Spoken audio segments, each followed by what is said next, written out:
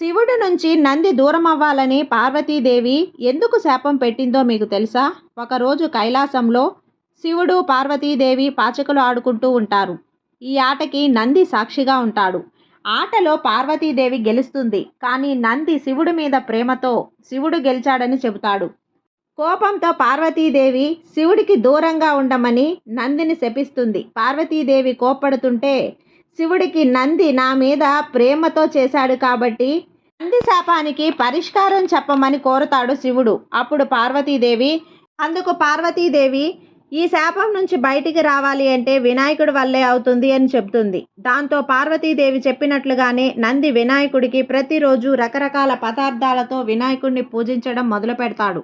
అయితే ఒకరోజు నంది గడ్డిని తింటూ ఉన్నప్పుడు వినాయకుడు వచ్చి నాకు నైవేద్యాన్ని ఇప్పుడే పెట్టు అని అడుగుతాడు. దాంతో నంది తను తింటున్న గడ్డినే వినాయకుడికి పెడతాడు.